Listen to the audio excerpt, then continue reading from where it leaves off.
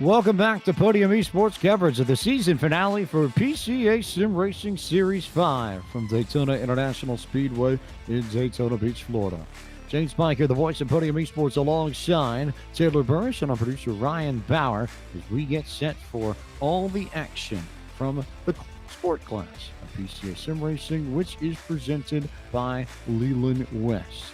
All the cars here on the grid getting set to take off, and so it gives us the opportunity to bring you our starting grid for this second race of the evening, which sees Earl Arts Jr. qualify on pole. A 153.139 puts him up top, ahead of Jensen Benet, who's been one of the fastest drivers in this class. It's been those two, along with Rubber Duffy, Chris Duffy in the 924. He'll start third. Julian Velez begins tonight from the fourth position. Fifth is the 91 machine of Gregory Sampson. Sebastiano Balastrieri starts from the sixth spot. Seventh belongs to Ken Eskridge. Donald Binkley starts tonight's race from eighth. Ninth belongs to Paul Solt. And the 10th spot on the grid belongs to the 103 of George Markadakis. Starting in 11th position will be Sam Yao, followed by Oregon Gerlap in the 12th position. 13th will be Ronald Cahill, followed by Bob Moore in the 14th position. Lonray Sarumi will be starting in 15th, followed by Randall Ayers in 16th. Peter Yerkso will be starting in 17th, followed by Andreas Castella in 18th. 19th, Antonio da Silva in that number 24, and rounding out your top 20, Arnie Clayson. 21st on the grid is Carl Bucchieri. Gary Wright starts from 22nd. 23rd is Jeff Williams, and Rusty Pruden begins tonight from 24th. 25th is Will Mungria. Nicholas Kilnani starts 26th. 27th is Stuart Nelson. Chip Witt rolls off from 28th. 29th is Robert Fulton. James Bernard starts 30th. Brandon Jadot, Ryan McGee, the final two drivers on this grid for the second race of the evening. The sport class presented by Leland West. Rest in sure.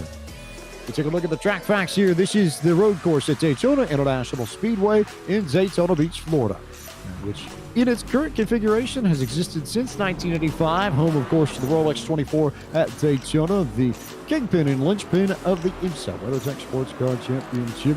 It's a 3.56 mile, 5.73 kilometer circuit with 11 turns. We race at sunset in sim. We're a little bit later than we were for that first race, but still the same day, the same default day for iRacing. May 15th, 2020, right before 8:30 p.m. local time in sim. Temps are almost identical. 64 degrees Fahrenheit air temp, 66 degrees Fahrenheit track temperature. Winds headed to the east at 10 miles an hour. Humidity of 31%. We go for 40 minutes this time instead of the 30, and we had a tremendous amount of racing to go for you. Earl Arndt is your points leader, but this is tight. This is very tight. It is a 6-point gap between those two, which effectively means that it is heads up between Arts and Benet for the class title. This is the best championship battle of the evening. You will not want to miss what happens between Arts out of the central Pennsylvania region and Jensen Benet out of the Lincoln Trail region as we go green flag racing in the second race of the night. The sport class presented by Leland West for PCA Sim Racing Series 5. Round 8 is underway, and Arts and Benet will be wheel to wheel entering the first turn as Chris Duffy is right in tow, and Jensen Benet gets a little bit loose there, trying to force it in on the cold tires. So Duffy will have the opportunity to clear Benet. Chris Duffy now to second, and Benet back into third as they come to the International Horseshoe for the first time. As we see Jensen Benet look to the inside of Chris Duffy as they'll go side by side as they come off the Western Horseshoe, making down to the short chute before they get to the dog leg here. Errol Arts Jr., though, is looking happy right now. He has about a tenth of a second lead over the rest of the field now as they enter into the Western Horseshoe for the first time now. Julian Velez, Sebastiano Balastieri are now following suit in fourth and fifth, while Gregory Sampson gets right onto the back bumper of Balastieri as they come out of the Western Horseshoe, heading to turn 6, the in and out.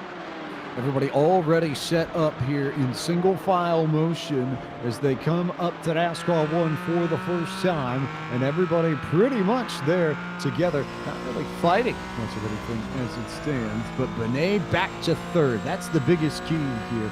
He had been pacing to catch Earl Arts Jr. He's won the last 4 races in PCA Sim Racing's club sport class, rather. The problem for him is that Earl Arts Jr. has finished second in 3 out of the last 4 and 4 out of the last 6 races. Really 5 out of the last 7. It was only at Barber where he won, and then he had the mishap at Watkins Glen that made this a battle, but they've been remarkably consistent as of late. So this is an absolute battle royale between Earl Lawrence Jr. and Jensen Bernay for the class title, no matter what happens tonight with the rest of the field. It certainly is right now as they work their way out of NASCAR turn number 4 down the front straightaway. They'll go to complete lap number 1 here of the 40-minute time limit, or 22 laps around this beautiful circuit here. As Chris Duffy, though, is putting the pressure on Earl Arch Jr. as they dive it into turn number 1. Earl Arch Jr. hugging that grass white line right there to keep it on to the apex. Gets a good runoff corner exit to pull away from Chris Duffy. So he'll pull away from Chris Duffy, but only by maybe a few bits and pieces. I think the biggest question we have to ask is what will happen when the tire temps come up, and how will these Caymans handle at the front of the field? We saw the issue for Bernay on corner entry into turn 1. He got just the slightest bit loose in the middle of turn 1, and it cost him that second position. But Chris Duffy here beginning to run down Earl Lawrence Jr. And maybe Duffy, remember, is a Florida native. He's out of the Florida Citrus region of the PCA, so Daytona is about as close to home stomping grounds as it gets to him. Probably a lot of experience here, both watching racing and in real life. And Duffy might be the man that we need to watch out for so far as the race win is concerned. Maybe not necessarily Arts or Bernay, even though those two will still have that title. It's going to be a battle of who will be ahead of who when we come to the checker flag here tonight. As long as Earl Arch Jr. is ahead of Bernay when they come to the checker flag, no matter if it's for first place or for 31st place, these two have a shot at taking home the championship here. That's how dominant they have been all season long here throughout the season, as they are now working up to the bus stop chicane right now. Once again, Bernay keeping close pace, but it looks like Duffy might have received a cut course penalty as he goes over that yellow curbing right there. That's a big no-no here, so we'll see what happens. Will he give the time up and give the position over to Jensen Bernay? He'll have no choice. He'll have to at some point. We saw it in the challenge class race as they make contact. And there goes Jensen Bernay. Jensen Bernay hits the fence in turn 4 as Chris Duffy got sideways. They came together and came tight. And that, I think, is probably the title race to Earl Arch Jr. right there. The slightest of contact in one of the fastest corners of the racetrack. And all of a sudden, there goes Jensen Bernay's title chance. There also goes probably the 924's position, Chris Duffy, as he will be able to get black flag probably, as another driver has been disqualified here during the race, George Markadakis. It was so slight, it was barely noticeable. Duffy was down on the bottom. I couldn't tell whether or not one of them came up. I think, yeah, just a little bit. It wasn't a lot. Duffy looked like he caught the apron ever so slightly and came back up into Bernay, and then Bernay smacked the fence in turn 4 over by the exit of the corner, came down and hit that inside retaining wall, and all of a sudden, this is entirely in Earl Arch Jr.'s hands. It certainly is right now. Earl Arch Jr. just has to finish the race, and he will be crowned a champion here tonight at Daytona International Speedway. Chris Duffy still following suit right now in second place. So Earl Arch Jr. doesn't even have to win the race. He can finish anywhere just about on the circuit within the top 10. Bernay is continuing on here. He's currently scored in 11, so this isn't necessarily totally over yet, but there's so much damage to that car, especially after the way that thing hit off of 4. He will be down on top speed without question coming through the oval portions of the racetrack, and that may ultimately end up killing his bid for a decent finish, much less the title. But yeah, this is Earl Arch Jr. and Chris Duffy now, but Duffy has not let Earl Arch Jr. go. He's managed to climb back up, and now he sits in the toe of the 61 machine. He's going to go to the outside to try to make the pass work as they go side by side down the front straightaway, heading across the tri-oval here, and Chris Duffy by a nose will lead that time around here on lap number 3. Completed as they dive into turn number 1. Side by side they'll go. He'll give the position back to Earl Arch Jr. as he'll try to cross over and get to the inside of Earl Arch Jr. Earl went wide and Duffy went tight, and I almost think both of them overcorrected, which opened up the opportunity for Arch to maintain. that spot, as Duffy will sit back in the second position still, but both of them had opened up 5.4 seconds on Sebastiano Balastrieri, who runs in the third position just ahead of Julian Velez. Two good battles a little bit further back that way. Gregory Sampson and Sam Yao pretty tight together. Bob Moore and Ronald Cahill pretty close together. Gary Rice, Carl Bocchieri, and then a big group here. Arnie Clausen, that's where Jensen Benet also sits. He's back to 16th now, and Nicholas Kilnani also in the mix too. Great battles all across the track right now as they continue to battle here on the in less than 33 minutes left to go on the clock right now as they come watching the battle between Julian Velez and Sebastiano Balastrieri. Velez was able to lose a little bit of ground out of turn number 6 as Balastrieri will continue on to hold on to that third position. But Ken Eskridge, Gregory Sampson, they are hot on their tails as they come up through NASCAR 1 and 2.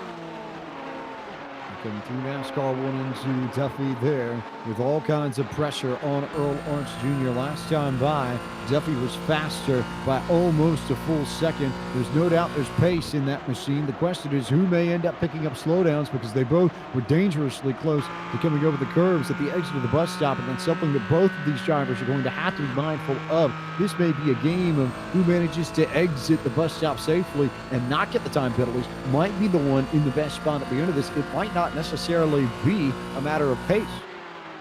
It certainly may not. It may be only a matter of just surviving here at this track. We just saw what happened to Jensen Benet with this one slight bit of contact. So we'll have to keep an eye and see who else is able to work their way through the field and avoid any trouble here as we keep an eye and see what happened with Jensen Benet. He's dropped all the way back to 16th position. 16th and continues to go backwards. Stuart Nelson is next in line, but he's already 25 seconds back of Arts and Duffy, who lead this race.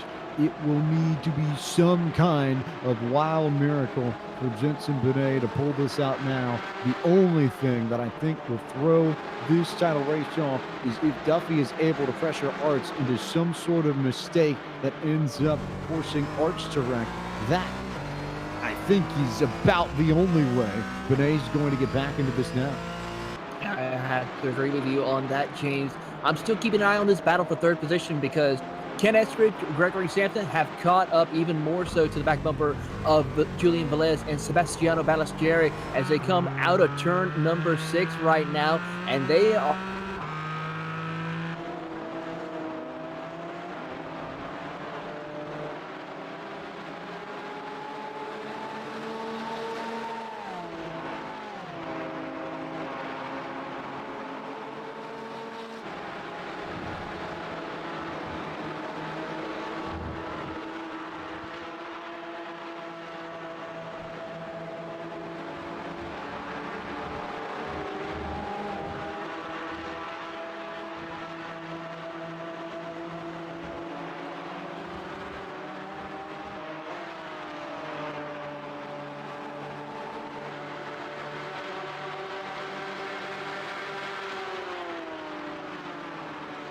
Racing concludes its Sport Class race presented by Leland West of the Sport Class season from Daytona International Speedway. And while we have a moment, we'll remind you all that tonight's broadcast of PCA Sim Racing is brought to you by VRX. Drivers in all 4 the PCA Sim Racing classes have the opportunity to run setups provided by Virtual Racing School. And for more information, you can visit them at www.virtualracingschool.com.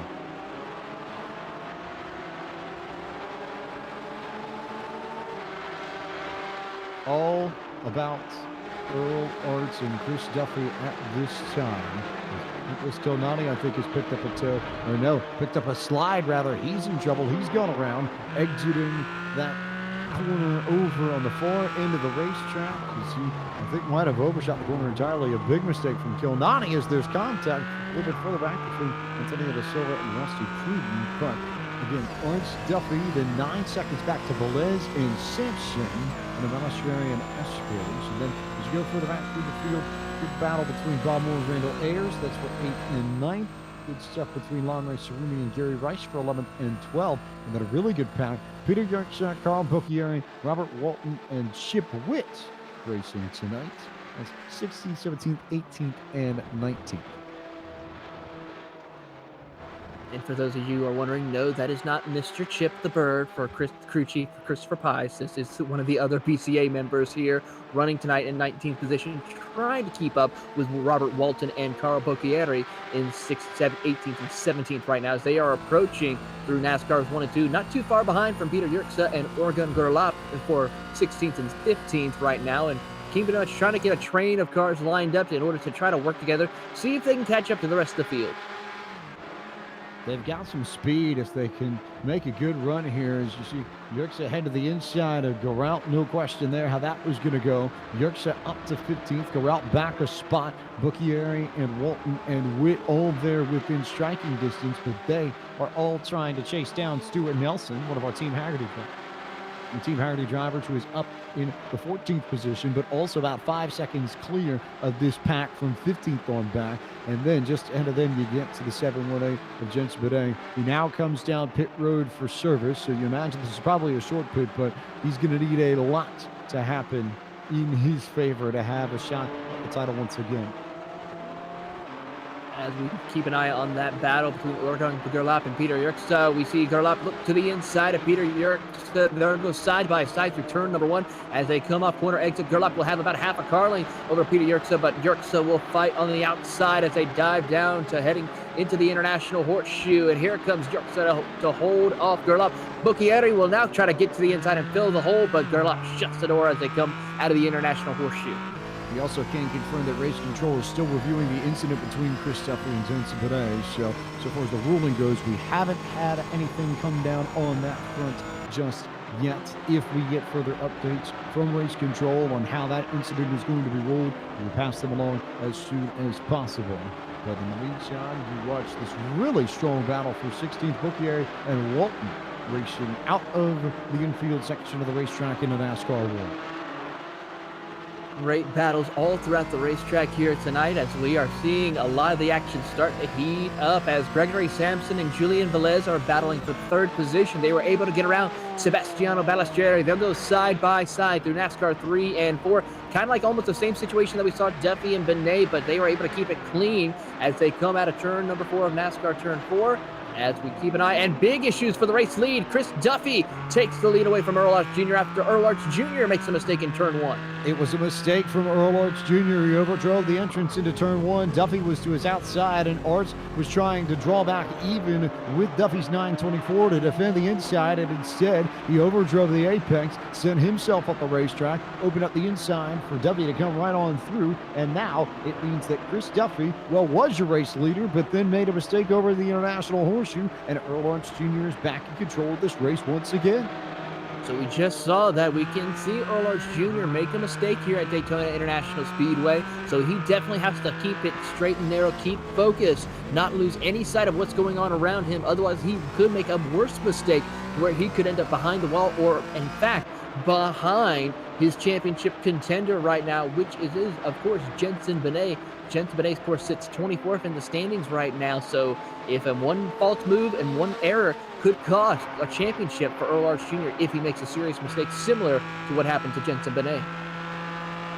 We just need to beat Benet heads up. That's ultimately what this comes down to. Benet has made his pit stop here as Duffy now goes to the inside of Arts again and forces the issue. And I think Duffy will got the grass there too. We'll see if there's any sort of slowdown penalty. But Duffy, the race leader once again, as Benet is back in 24th, but he has made his pit stop. So you imagine that Benet is done on pit road for this race, and it's just going to be a matter of trying to run this out. But I think Benet's best hope at this stage is for Arts and Duffy to continue to tangle with one another and push each other to the brink so much that they end up getting into one another. That's about the only scenario in which I think those two end up in some form of trouble that could even drag Benet back into this. But that's also not to say that we don't have some good battles a little bit further back in the points as well, because we're going to interview the top 3 drivers in this class. It certainly helps that Chris Duffy is your race leader, because Duffy came into tonight in 3rd, had a decent lead over Michael Vassar.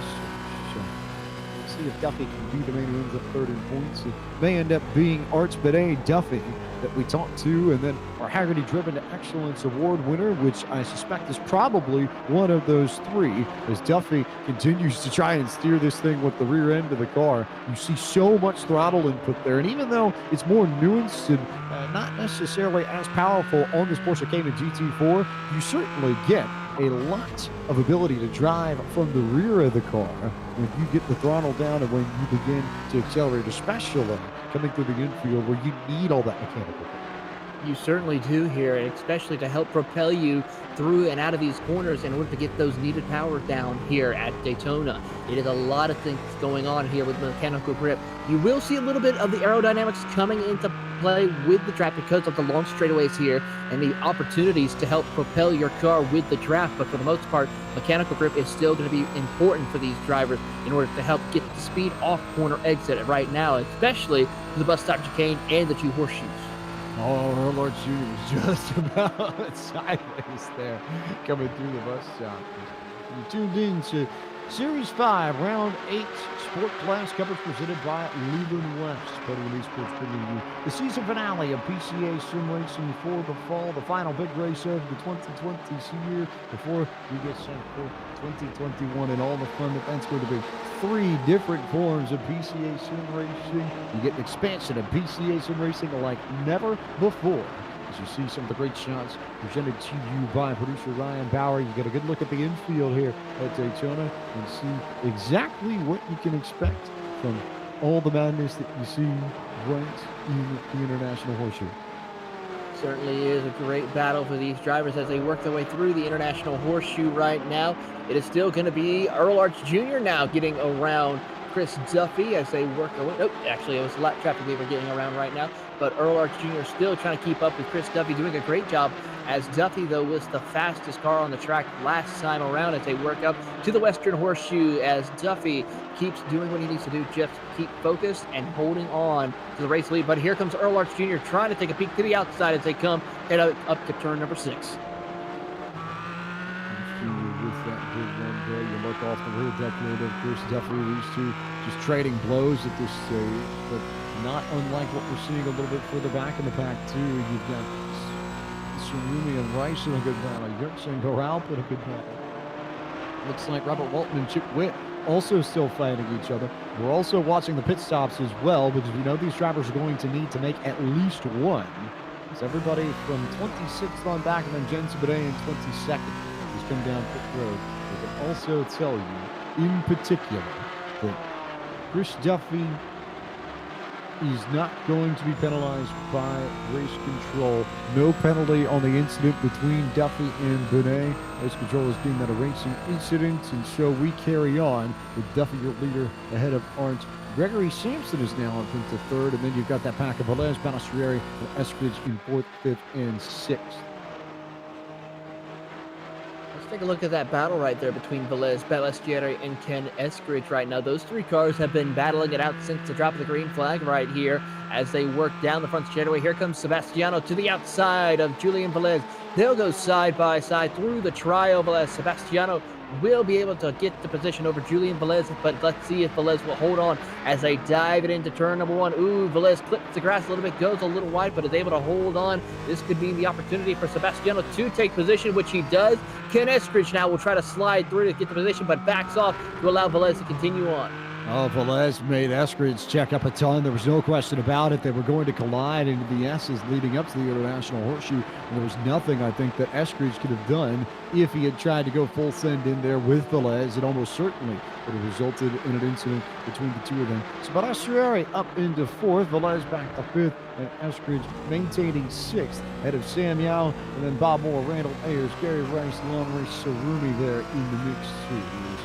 Keep our eyes peeled on pit stops and where some of these drivers come out. Ronald Cahill pit from about the 10th position that last time by. He's one of the first drivers towards the mid-pack to try and make a move. But as he comes off the pit road, we will take our second midway race break of the evening, this time brought to you by our friends at Leland West.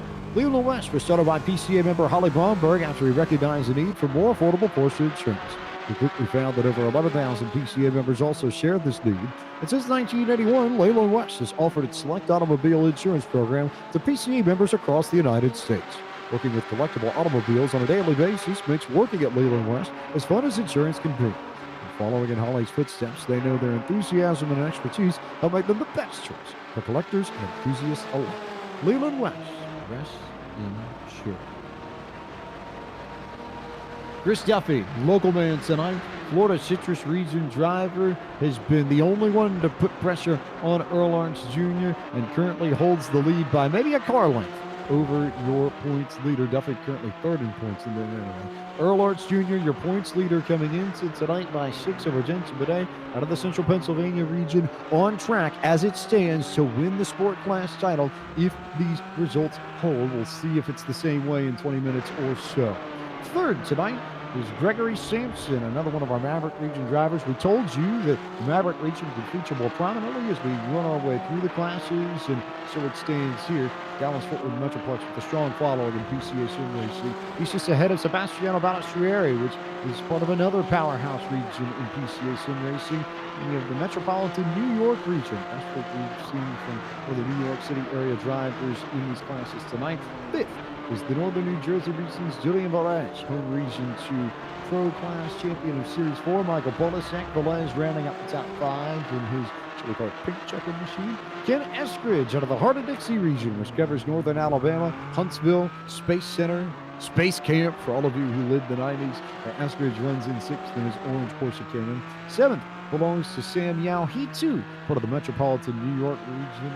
Strong showing for them tonight in this Sport Class presented by Leyland West.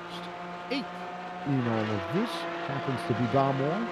You see the somewhere between Martini and maybe a little bit of Hurley Haywood and Blue Moose colors there, but out of the Northeast region, Boston area, Northeast well represented in PCA Sim Racing, both as a United States region and a PCA region. 9th is Randall Ayers in the Pacific Northwest region. We talked about some of their strong runs earlier at Ison Ring in the same region, had a good run in the challenge class. Ayers doing the same in sport class. Gary Rice, talk about the Peach State region a lot during PCA Sim Racing and their strong roots here. And they're going to be pretty competitive when zone racing and PCA Sim Racing comes up. But Rice currently runs in 10th. Currently sitting in the 11th position from the Chicago region, Landre Sarumi currently sits 15th in the point standing as he's in a tight battle between Mo Dutka and Robert Moore Jr. right now. In 12th, you will find Oregon Gerlach from the Rally Sport region. In that number 29 Porsche, he sits 13th in the point standing.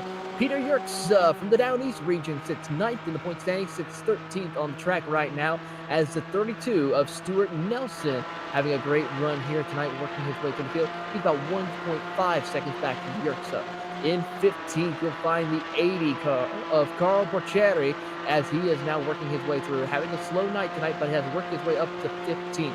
Ronald Cahill right now from the Northeast region sits 20th in the point standing, 16th on track as we speak. Robert Walton in the number 7 in 17th position in that number 5, having a great run here tonight as he is from the Maverick region, sitting 22nd in points. Brandon Jadet in the 77 will sit 17th. He's about 1 second back from Walton. He's trying to see if he can work his way up through the field. Round in 19th position, you will find Nicholas Kalani, who had a tough start early on in the season, had a couple of suspensions, but has worked his way to continue racing. He sits in 19th. And then rounding out your top 20 from the Lincoln Trail region, Jensen Benet, a tough, unfortunate night for him, but he is seeing if he can recover some way, somehow, with a hope and a prayer to see if he can maybe be crowned a champion tonight. 21st is the 171 of Chip Witt out of the Redwood region. Northern California is where he calls home, and strong work for Chip Witt to be in this race running solidly just outside of the top 20. James Bernard is 22nd. Driver out of the Alaska region. Imagine how dark it must be up there now. Land of the midnight sun and home to some spectacular views. As your leaders are on pit road at this time, but Bernard in 22nd.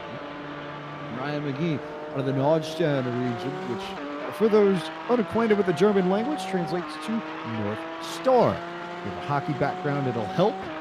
Minnesota is the region you're looking for on the map. Figure out where the Nordstrom region is. Paul Solk out of the Jersey Shore region. sort of a companion to the northern New Jersey region. Northern New Jersey has Newark in the area just south of New York City. The Jersey Shore has the sea. Salt runs in 24th at this time. 25th, the Arnie Klassen machine, the almost Apple Klassen machine. You look at the rainbow there, it brings to mind one thing and one thing only. But Klassen out of San Diego runs in 25th at this time. He's the last on the lead lap as well. Will Monguia is another Peach Stater in this race. We see so much of the Peach State region taken care of in PCA sim racing, and he's 26 at this point. Jeff Williams in the 27th spot in the Pacific Northwest region has yet to do battle here towards the end of this race. 28th in this.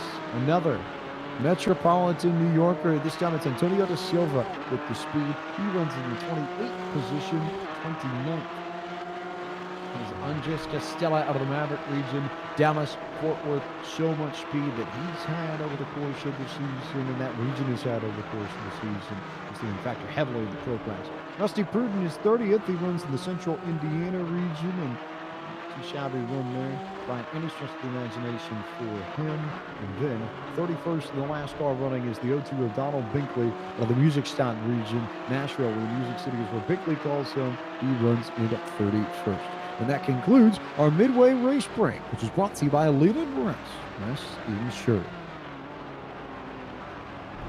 Just under 13 minutes left to go in this sport class race, and still it is Chris Duffy and Earl Arts Jr. that are nose to tail. They're the first ones, though, that have made pit stops now, although your other four drivers ahead of them that had not come down pit road to this time have made their way down pit road now. So Duffy and Arts resume their place at the very pointed end of this field. It is those two going for the race win, and it is a prime thing, I think, at this point, because Arch has the title all but wrapped up. If he keeps his car clean and clear of damage and does not get into any sort of incident whatsoever, Earl Arch Jr. will be the champion of the sport club. Certainly looking like that right now as we continue to wind the clock down here at Daytona International Speedway. 12 minutes left to go on the clock, and Earl Arts Jr. doing what he needs to do, just maintain position and just keep on logging laps here. He currently sits second place behind Chris Duffy, about half a second back. Meanwhile, the only car inside the top 10 yet to pit is that number one of Gary Rice right now. He's currently trying to see if he can stretch it out just a little bit before having to come down pit road and working around some lap cars. But so far, only one other car has yet to pit. Actually, he just came down pit road, Brandon Jadette, in that number 77. So Gary Rice still out on the track, who has yet to pit.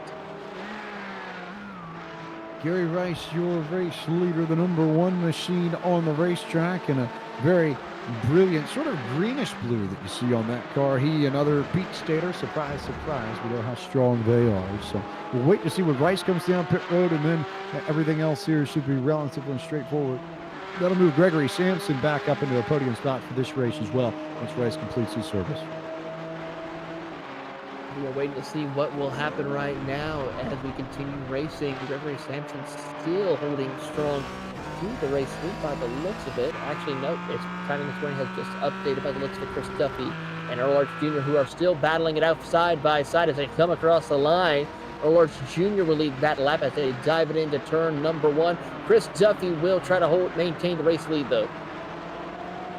So Duffy, your race leader, those two continue to go after it. And as our broadcast of PCA Sim Racing continues, we remind you that tonight's broadcast is brought to you by the racing analytics application, the Z1 Dashboard. The Z1 Dashboard shows you everything you'll need to know about your position on track, your competitors' positions, and where you'll be after pit stops. It can also tell you where your competition is, when you should pit, how much fuel you should take, and what the weather is like. You can assign up to 10 different dashboards to each car and switch between them with a click of a button, so the required information is always at your fingertips. The latest version has just been released that includes even more dashboards and the ability to use your mobile device as a display. To find out more about the Z1 Dashboard, visit them at www.z1dashboard.com. One more free sim racing software package from Z1 Dashboard this series to a PCA Sim Racing ED student each Friday. And tonight, it is the man running in 18th, Chip Witt of the Redwood region in this PCA Sport class presented by Leland West, is the winner of the final Z1 Dashboard Sim Racing software package for Series 5. The PCA Sim Racing EDE program provides coaching from novices turning their first lap of the racetrack to the most seasoned of sim racers. You can sign up for that program at PCASimRacing.com/EDE. It is all about Chris Duffy and Earl Arts Jr. at the front, but that's not to say we haven't had good battles further back too. Also, Brandon Jadot were in a good one a few moments ago. Peter Yerkshot and Augusto Ralph have been tied together just about the whole race. Same for Julian Velez and Gregory Sampson as well. Those two battles are the best battles on track outside of this race lead fight between Duffy and Earl Arts Jr. It certainly has. Keeping an eye on that battle between Velez and Gregory Sampson right now. They are about 0.6 of a second separating the two drivers as they work around lap traffic, trying to keep themselves battling strong here at the closing laps at Daytona International Speedway. We see Sampson closing in one after the other, a 10th there, a car length there, and now as they dive it into turn one, he is right there, almost on the back bumper as they come out of turn number one. He tries to gain a little bit more ground on Julian Velez as they head over to the International Horseshoe. Continuing to circle around Daytona International Speedway, and Velez and Sampson there in the mix. Oh, that was a really big dive from Sampson into the International Horseshoe. But again, International Horseshoe, to some degree, is a bit like that entrance to the infield in turn one, where there are multiple apexes that you can run there, depending on what kind of line you like. And the same thing over for the far Horseshoe as well, as we see Velez go wide on entry but tight on exit, and you can see the gap expand because he got a narrow shot and a straighter shot out of the corner than Sampson. He certainly did as they continue to do battle here as they come out of turn number 6. Now they head up towards the banking of turns 1 and 2 of the NASCAR circuit, and this could be the opportunity that Sampson needs to try and see if he can get around him before they head to the bus stop chicane. He's trying to close it in, utilizing the slipstream to help bring him ever so closer. All about Velez, all about Sampson. Eskridge sitting in the 6th spot behind these drivers. He's about 5 seconds back though, so if they end up tangling, then Eskridge will be the one to jump up into the top 5. But as it sits, it's still Velez, still Sampson. Everybody very careful to make sure they don't run too far over the curves on the exit of the bus stop to ensure that they don't pick up any sort of time penalties whatsoever. Meanwhile, Duffy and Arts continue to be side by side for the race lead. Not something that we haven't seen for a good chunk of this evening already. Peter Yerkshot has started to gap Lonray Sarumi ever so slightly from the middle on asphalt 3 and 4. He certainly has right now, as Peter Yerkshot is currently about a second between him and Lonray Sarumi for that 11th position as they just are now entering the bus stop chicane and continue on their way here as we are now 6.5 minutes left to go. Not too much longer in this sport class. Not too much longer for Duffy, for Arts to make something happen. Not too much longer before we know what's going to happen between those two and whether or not Duffy might have the ability to try and chase down Bidet. There was a 100-point difference coming into this evening, so Bidet certainly will lose ground. I'm not sure if Duffy, even with the win, would be able to nab at that second spot in points from Bidet. It's something we will check here momentarily, but so much to talk about in this particular race. The Duffy and Bidet contact headlines, and then at least headlines beginning of the race, and then you've got the Arts Duffy battle that has just persisted, and these two have been tighter than anyone else on track. It's, I think, not a surprise to see two drivers racing for the lead, but it is a little bit of a shock to see these two consistently be not only the battle for the race lead, but the best battle on track too.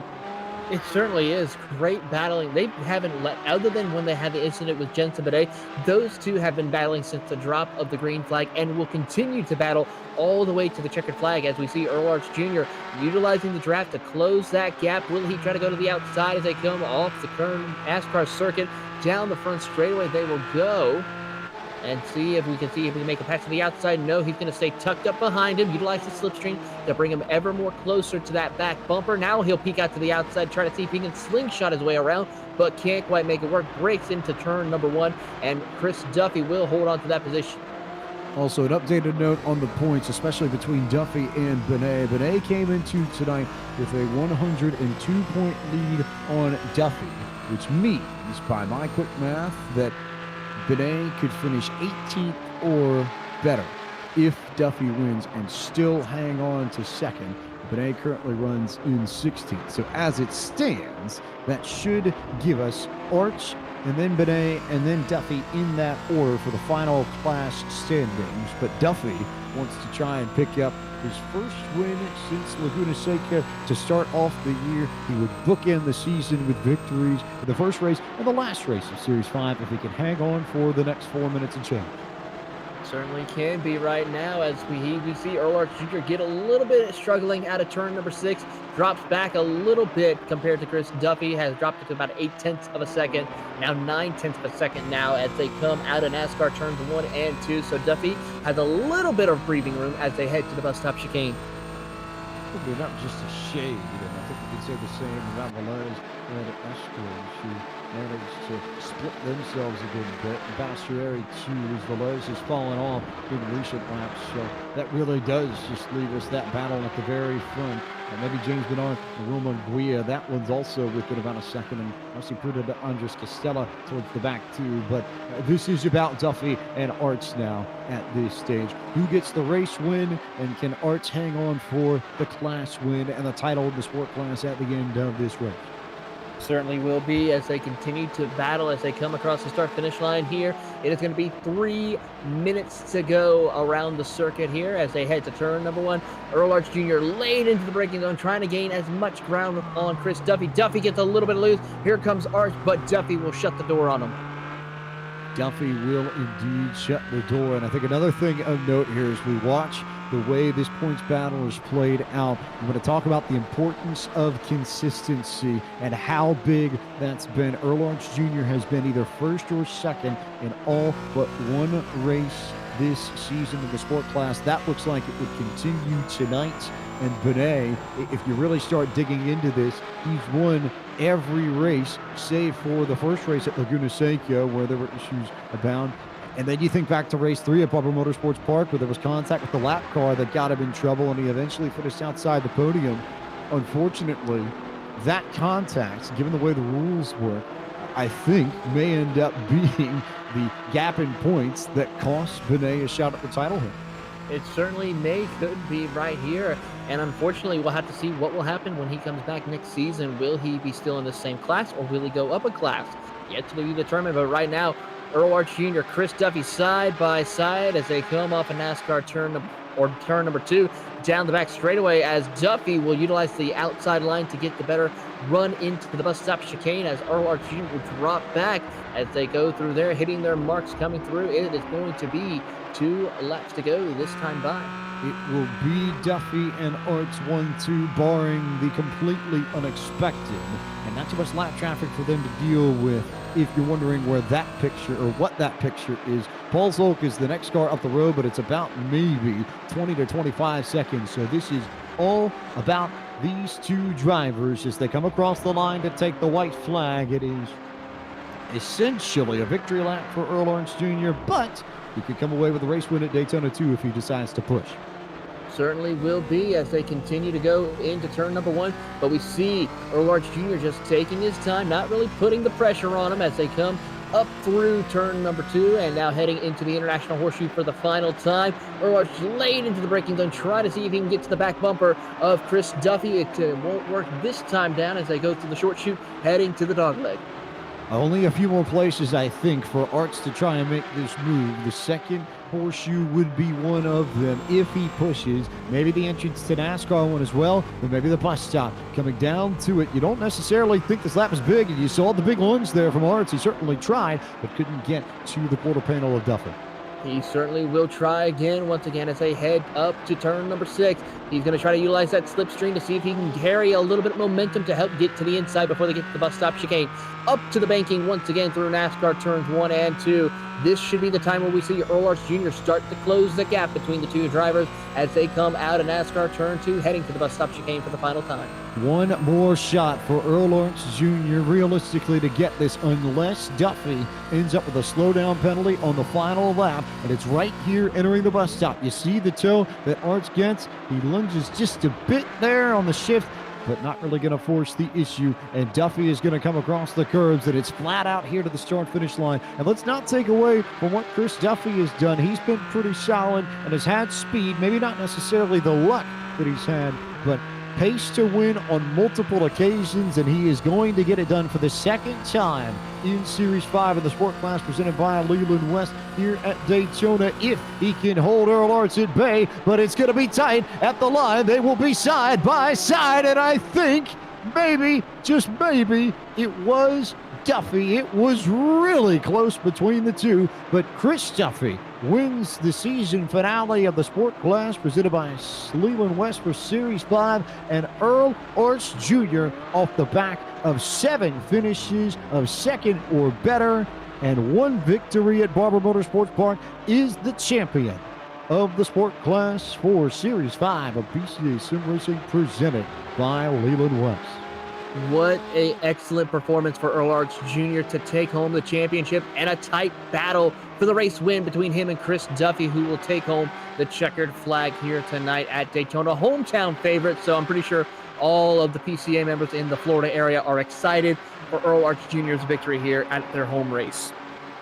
Chris Duffy, Duffy, the Florida Citrus Region member, winning at what would be his home track in PCA Sim Racing, and victorious as the rest of the field begins to finish off this race, and everybody comes across the start-finish line to wrap up the season in the sport class.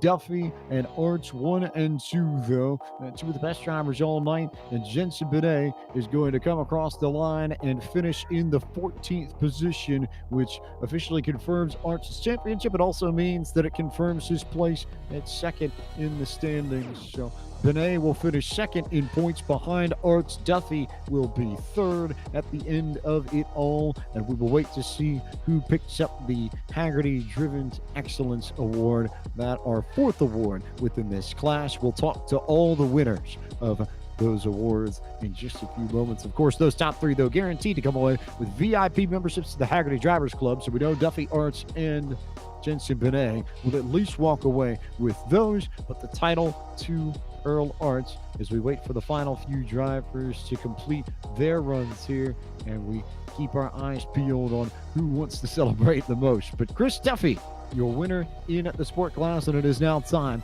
to go through the full field rundown and tell you where your favorite driver finished. Chris Duffy, your winner tonight by 2 1,000ths of a second over Earl Arts Jr., who just about played the draft perfectly. Julian Velez finished in the 3rd position. 4th was Sebastiano Balastrieri. Ken Eskridge finished in the 5th spot. 6th went to Bob Moore. Gary Rice was 7th. 8th was 83 of Randall Ayers. Ronald Cahill finished in the 9th spot. 10th to the 54 of Peter Yerkes. A good run for him after starting 17th.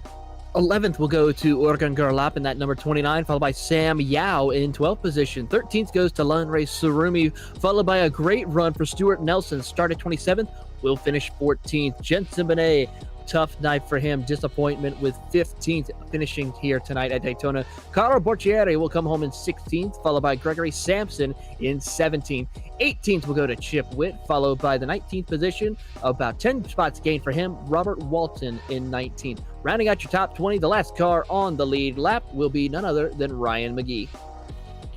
21st tonight was Paul Solk. He was also the first car 1 lap down. 22nd was the 77 of Brandon Jadot. Arne Klassen finished in 23rd. 24th was the 517 of Jeff Williams. James Bernard out of the Alaska region finished in 25th. 26th was Andres Castella. Rusty Pruden was 27th. 28th was Will Munguia. Nicholas Kilnani finished 29th. 30th, Donald Binkley, Antonio da Silva, and George Markadakis, your 32-car field. As we now bring in our race winner, it is Chris Duffy in the 924 machine, who is with our Taylor Burris. Here with Chris Duffy, your race winner, and finishing 3rd in the championship here tonight. Chris, congratulations. How do you feel? Oh my goodness, what a race. What a series. I haven't been keeping up with the other classes. Are the rest of them this fun? Oh, pretty much they are, son, but not as fun as probably what we just saw here tonight. A great battle between you and Earl Arts Jr. for the win, and it's a home win for you, of course, here tonight. Yeah. I was actually born across the street at Halifax, and so Daytona's always been really, really near and dear to me. Go ahead, continue. Yeah, so I mean, it's awesome to be able to show up and run that hard and do that well. I feel terrible for Jensen.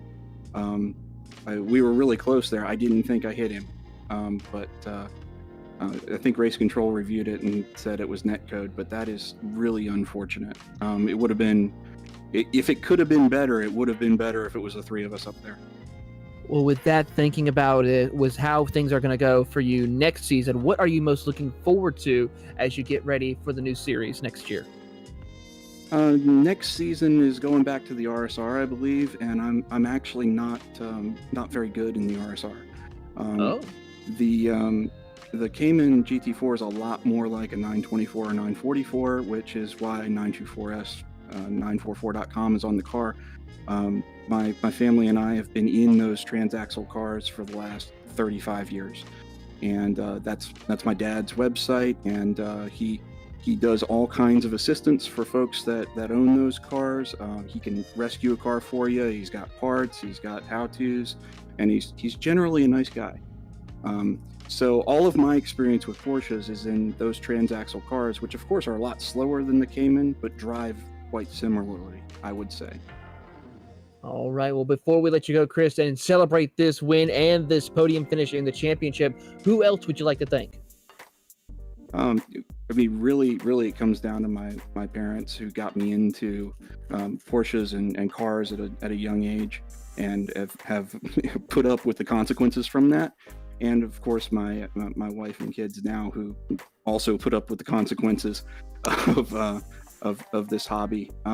This has been a ridiculously great season and a ridiculously great race, and I appreciate everybody who helped me get here. Of course, we'll go and celebrate this as we get things ready to go, and go and celebrate this win as well as your third place here in the point standings here for the PCA Club Class Championship. Thank you very much. Chris Duffy wins the race tonight at Daytona, also finishes third overall in the points for the sport class presented by Leland West. But we now turn our attention to the runner-up on the night, but most importantly, your Series 5 Sport Class champion, Earl Arts. And I know it wasn't necessarily the result that you wanted tonight, but champion has a nice ring to it, doesn't it, Earl? It does, and I wanted this really, really badly, and I put about 12 hours worth of practice in since Sunday, and I'm kind of glad I did. It's very, very, very good. I mean, this is I felt like my best chance to ever get a PCA trophy. I don't club race or anything like that, but yeah, I'm very excited. A lot of excitement here, but we look at the way this title race panned out between you and Jensen. And Jensen had the victories for sure, but the consistency to be right there every single week. We know part of it was practice. Is there anything else that you can attribute your consistency to? No, I'm going to just say practice and, driving on the edge, being in four-wheel drift a lot, and just practicing being at the edge of control is what puts me up there. And making good decisions, not rushing it, being patient, I think are the most important things. Like tonight, when Chris was trying to get by me, tried to get by me the first time, and I fought him off, and then I thought, that was pretty stupid. I could have just took myself out, and so the next time he went on, I let him go. And I had some practice runs there at the finish for him, and I led a couple of those laps before the last one, and I just couldn't make it. But hey, it was great. With what happened early on in this race to Jensen, how much did that affect the way you raced Chris in this event? There are plenty of ways that I think that could have gone, but did that give you the license to lay back a little bit and maybe say, look, I need to make sure I focus on the title, and winning here would be great, but it's about the bigger picture at the end of the day? Absolutely. I was following Chris there, just right off his bumper, lap after lap, and I kept telling myself, I'm just going to bide my time. I'm not going to take unnecessary chances. And a couple times coming out of 4, I did some, little on-track testing to see if I could get by him, and I could, except it didn't work out that way on the last lap. It's all about getting through that bus stop and your exit speed on that bus stop. In fairness, though, it was 2/1000ths of a second. So, yes, you come home second, but the timing was just about impeccable on that, if not for maybe a few 100 feet more tops. But you look back on all of this, and you get some history too. First Central Pennsylvanian to not only win a title in a class, but finish on a podium in the points for any class whatsoever. So it's a big honor that you get to bring back to the Keystone State. What's that mean to you in all of this? Oh, it's huge. You know, I wish I knew. Unfortunately, you know, I don't know any other Central Pennsylvania members that are sim racing. But you know, to be here and to represent Central Pennsylvania PCA, it's great.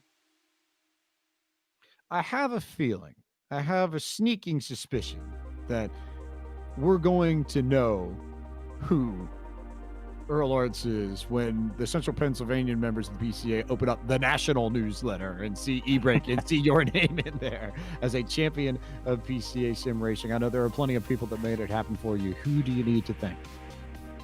Most importantly, my wife and family, because especially this past week, you know, she comes home from work, we eat dinner, and I said, I'm going to practice, you know, every night this week.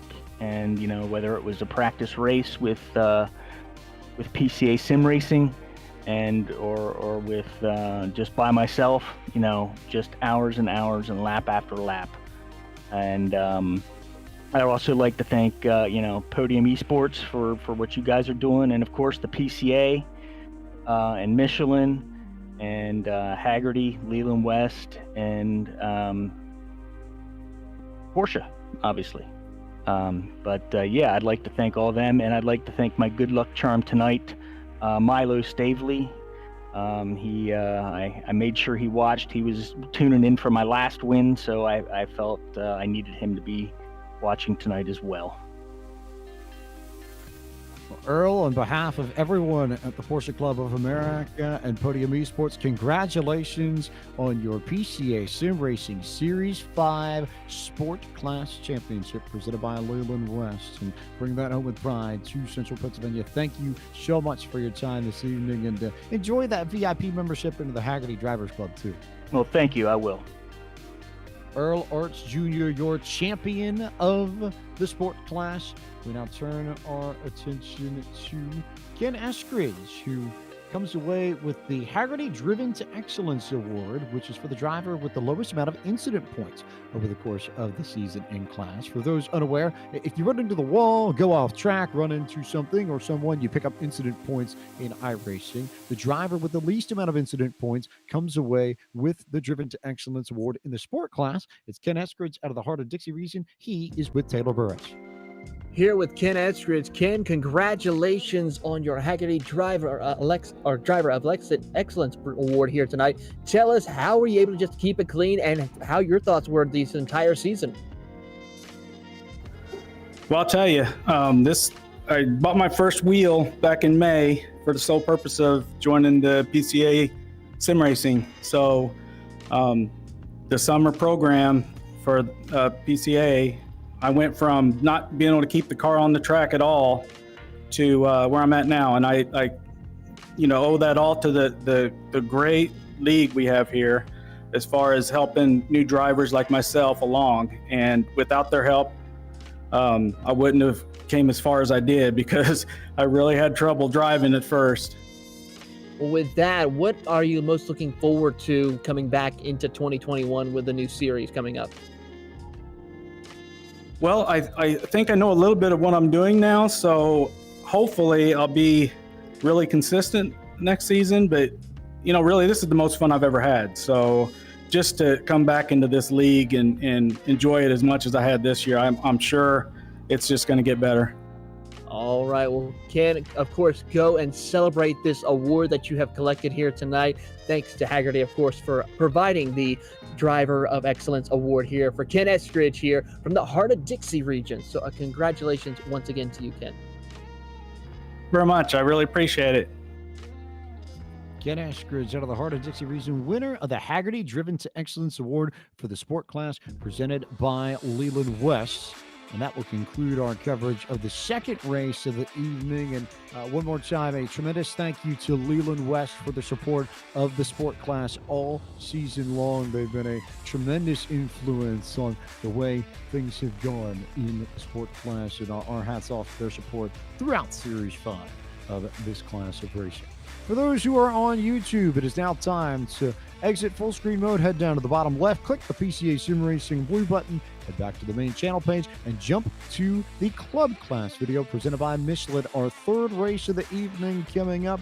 Another set of podium finishers in class, a champion to crown, another Haggerty Driven to Excellence Award that we need to hand out as well. So stick with us. If you are on Twitch, if you are on Facebook, don't go anywhere. You'll see more action in just a few moments, but we will continue this Podium Esports coverage of PCA Sim Racing Series 5 season finale from Daytona International Speedway rolls on with the club class momentarily.